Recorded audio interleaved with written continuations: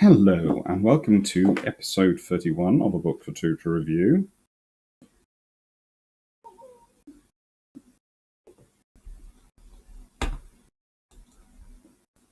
And this is about someone so famous that the book title is literally just his surname, Canaris.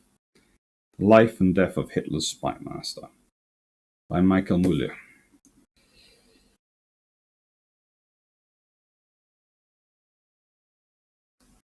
Now,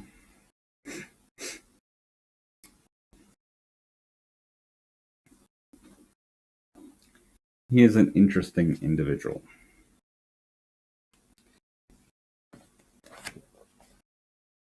And I say that with no real malice. If ever you wonder how a nation manages to be captured by a psychopath in so many ways, excuse that phrase, anyone who finds it offensive, but I think that's an accurate description of Adolf Hitler without wanting to get into too much detail about his mental capacities.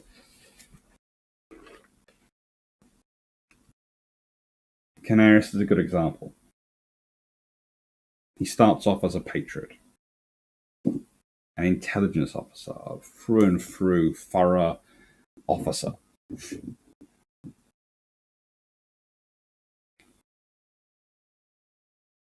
He ends up almost in a three-way fight where he's put in position by a raider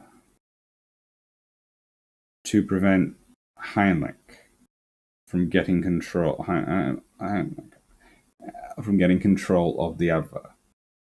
And Raider doesn't really like Canaris, but he prefers him over the guy he kicked out of the Navy for being, as far as he was concerned, immoral.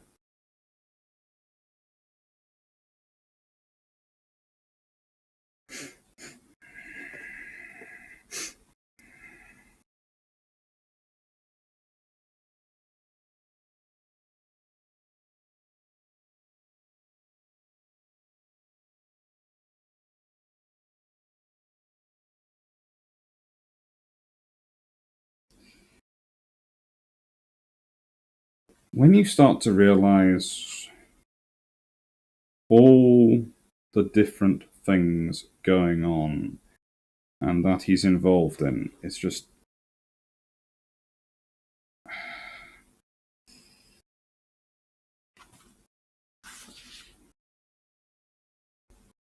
you have to remember that Germany, the military, was a state within a state.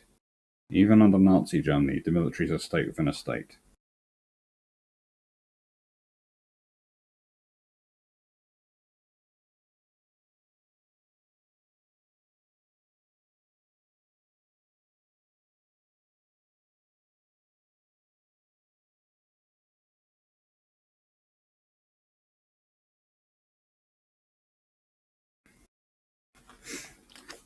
Okay. That's a good example of that sort of scenario. This came to a head a dispute that had begun 2 years previously in the committee investigating the stab-in-the-back legend and the 1917 Red Revolution in Fleet. The spokesman for critics of the Navy was former USPD Party Secretary and present SPD Deputy Wilhelm Dittmann. The actions of the Marine Platoon and Naval Justice at issue were those directed against the ringleaders of the fleet mutinies of 1917 and death sentences handed down for treason. In 1917, the Navy had accused the USPD of incitement and causing unrest, and was still demanding USPD leaders Haas, Dittmann, and Vogler be handed over to stand trial. The USPD took the view that the death sentences were excessive since internal circumstances in the Navy had given rise to mutiny.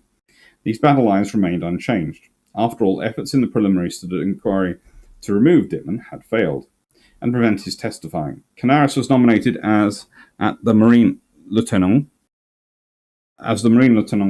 representative to rebut the opposition case. On 23rd of January 1928, after Dittmann had held the floor for 6 hours, Canaris was called. Deputy Dittmann has attempted to supply proof that the breakdown in the fleet cannot be attributed to revolutionary influences, but to accommodation circumstances, in particular the failure of the officers. He has made grave accusations against the officer corps and has spoken of officers mocking the men. I have to refute these grave charges. Canaris made an honest attempt to place the US PD in immediate proximity to the ringleaders of the mutiny. At the end of the first part of his speech, he summarized, "The fleet was inwardly sound. The virus for unrest was brought in from outside." He was interrupted repeatedly by laughter and indignant catcalls, but continued by alleging the mutineers in the fleet had close contacts to the USPD and groups further left of it who were working towards a revolution after the Soviet example. It is certain that the radical left groups conspired to bring about the events in the fleet, used them to the full and distributed many leaflets of a revolutionary character. An exact division between the USPD and the radical left groups with regard to their effort in the crews in the fleet cannot be found. For Canaris and the Navy in the years after the war, the enemy was to the left. Therefore, Canaris defended the death sentence meted out onto the ringleaders, and Committee Chairman Albert Phillip had difficulty in controlling minutes-long storms of protest. KPD Deputy Elmer Holm shouted, "What about the murderer, Lieutenant Vogel, whom you let run for it?" After Canaris had finished speaking, SPD Deputy. Here's a result from the web.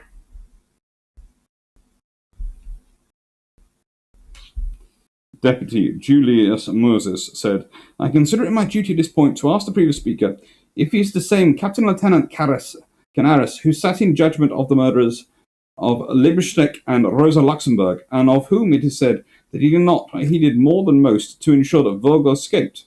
If that were the case, we would view it as an affront to this inquiry by the Reichsminister." Canaris attempted to sidestep the attack. "I am here as a representative of the Marineleitung, and not personally." But this only further infuriated his opponents, and shouts of "rubbish, coward" were hurled them, and the chant of "murderers, helper, helper" resounded around across the chamber.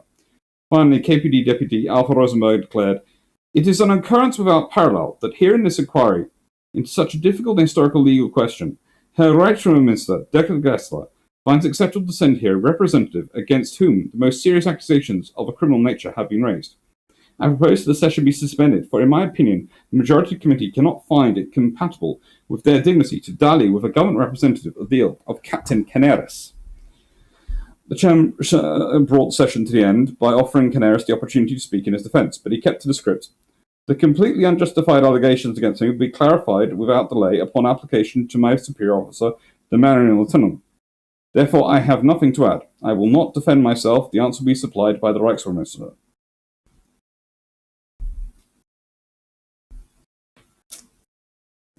Minister Gressler issued a declaration to the committee at once, denying the involvement of Canaris in the flight of the suspect in the Luxembourg murder. In the press campaign that followed, every kind of accusation was aimed at Canaris, and he was soon the number one whipping boy of the leftist anti-military press. Gressler was obliged to issue another communique to back up the first. Neither as first officer on the cruiser Berlin nor in any other office did Corvette Captain Canaris make available to the leader of the organization, consul, either money, weapons, or uniforms in any manner whatsoever. 2. There is no link between Corvette Captain Canaris and the assassination attempt on General von Seeckt. 3. There was no financing of the Schleswig-Holstein pro-Fatherland groups, including the Wikibung.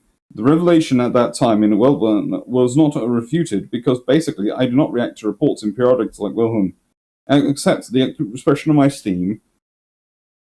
Gessler. It was not easy to keep Canaris out of the headlines. The recommendation in his personal file not to use him for a time being on military political secret missions was ignored. His contacts to the heads of Spanish politics and economy overrode any idea of disengaging him from the outstanding projects, while even at the height of the press campaign late summer and autumn 1927, he had been on visits to Spain and was involved in attempting to set up the joint air traffic monopoly, an anti-aircraft system for Spanish military and plans for manufacture of sea mines and depth charges. At the end of the year, the Marineleitung arranged for Canaris to visit Spain for several months, after Baron de Sarrico-Liro considered making him a quasi-official naval attaché. This was unusual, for Germany had no military attachés abroad since the end of war, but Sarrico-Liro himself was hoping to acquire the position of naval attaché in Berlin. The foreign ministry had not decided on the military attaché question, despite pressure from the Marineleitung to appoint naval attachés to London, Paris, Rome, and Madrid.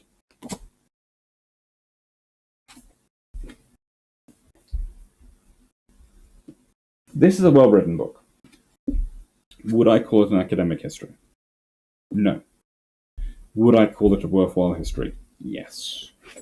The reason I wouldn't call it an academic history is because there is a journalistic flair here going on, and makes it really enjoyable to read and worthwhile reading. But the more you look into Canaris, and I'm trying to make sure I don't step on the same ground I covered when I talked about Canaris in my Admiral series, Axis Chiefs of Staff series, the more you realize that Canaris is an interesting soul. Seriously.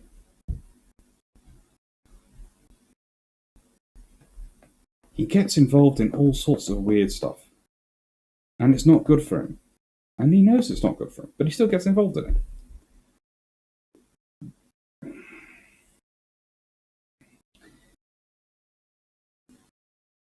But you also start to see the reason why certain sections of Germany were so scared and so harassed by the left, they felt their only safety was in the extreme right. Or rather, that only what looked so much like it looked like it passed an image for what they had grown up with, for the safety of their childhood. It offered that sort of fig leaf, that sort of idea. The Germany they had grown up with pre-World War One. But here's the reality.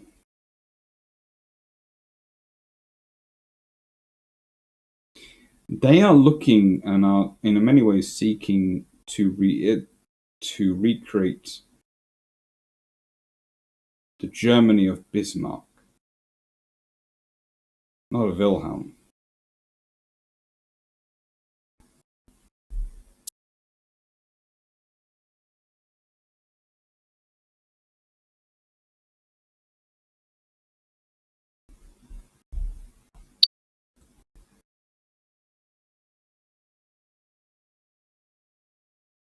And in doing so, that's what they were dreaming of.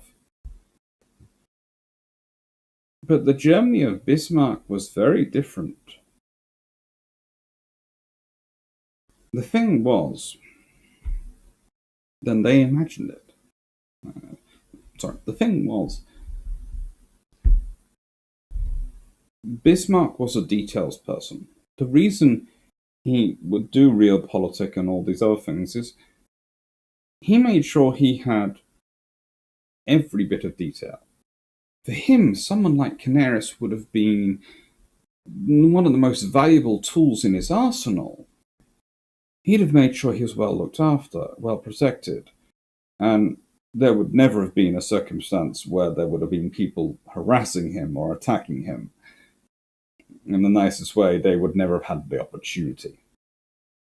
Someone like Canaris, an intelligence officer, someone who's good at those sort of intrigues and finding you information allies and running those sort of things, that's worth their weight in gold. Canaris is fairly good. Not the best, but not the worst. I'd say there are a few better on the Allied side in World War II. There are a lot better on the Allied side in World War II. They're not listened to. But there again, Canaris isn't listened to. In fact, not listening to intelligence officers seems to be a universal thing. What can we say? Bismarck, he listened to them. He read their reports.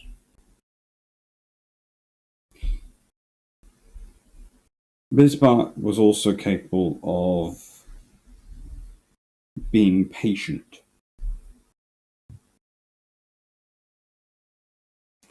And above all, the Germany of Bismarck built infrastructure.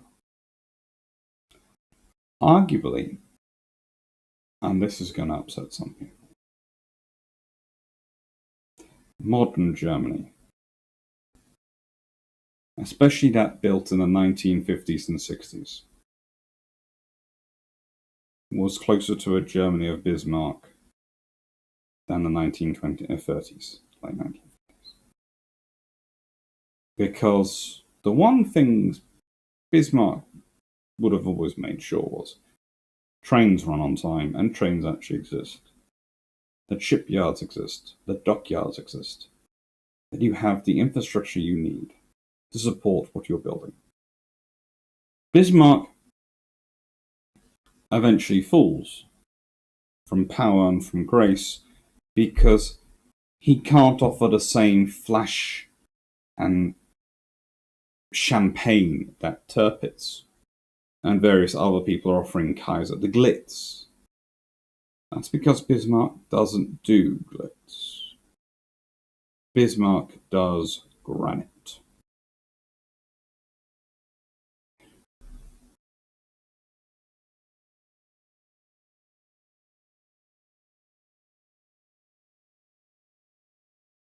And the trouble is, in the 1930s, Germany, seeking the granite, falls for the glitz again. And it's a trap countries can all fall into.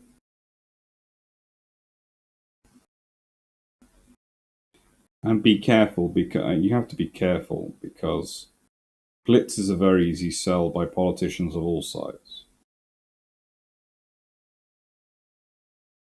and all shapes. And you can be faced with a decision between two sets of glitz. Just because you're sure the one side is glitz, don't be so certain that your side isn't glitz.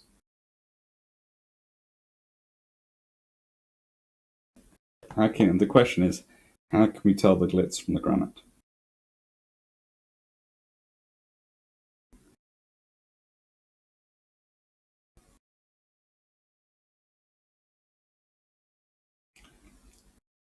In the end, it comes down to asking one word.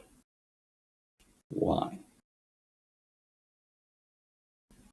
Not what are you going to do. Politicians will always tell you what they're going to do. Asking them why they're going to do it. And when they tell you what their aims are, ask them why are those your aims. Just keep asking why. And if at any point they start to repeat what I said in a previous answer, the odds are you found glitz, not granite.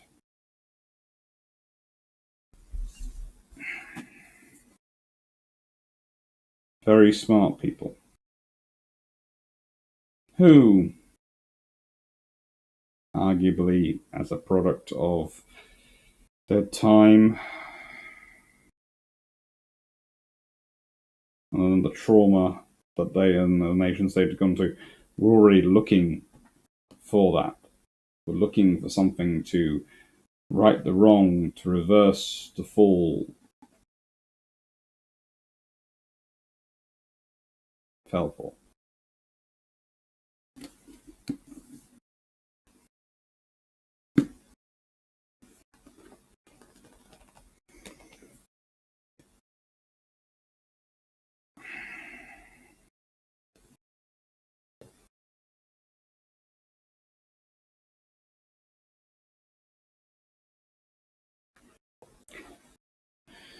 When Canaris finally received night witness reports on the shooting of Riga Jews, he met Hitler and read him the document. Hitler replied, "You want to be soft? I have to do it. After me, nobody else will." Canaris' reaction is not recorded. A report from the Eastern Front, discovered amongst Lahousen's collection of material, painted a dramatic picture of the plight in which the German forces found themselves. It was a disaster unique for loss of materials, insufficient fuel, and a sinking morale in men who recognized how miserably led they were. As a reprisal for killing of Russian princes and wars, the Soviets took German wounded from field hospitals during the withdrawal and hung them by the feet from trees, pouring petrol over them and set fire to it. In January 1942, General von Sonnensten reported for the first time signs of panic at the front, comparing it to Napoleon's army. If the Russians did not pause for breath but simply kept coming, a repeat of 1812 was unavoidable. On 28th of January 1942, Pickenbrock and Lahousen reported to Canaris that the OKW's POW department had ordered that in future all Russian prisoners of war were to be branded on the left forearm with a cross using silver nitrate. But Canaris managed to have this order rescinded. When a similar idea was pursued by the head of the prison of war department a few months later, Lahusen, Pisenbrook, and Bedovgeni protested again on behalf of the Alba. The arrangement would lead to severe difficulties in obtaining volunteers and agents from amongst the prisoners of war. By now, Canaris was probably aware that his enemies within the state were preparing to strike at him.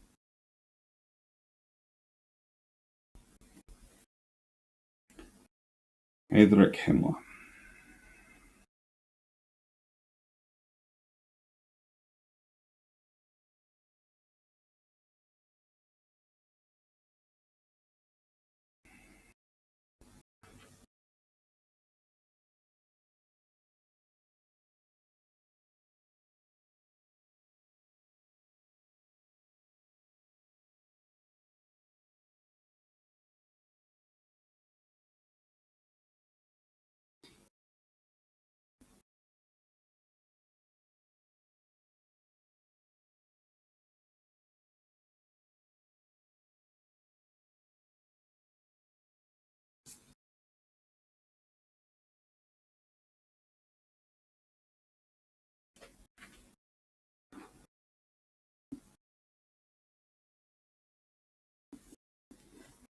It's a good book.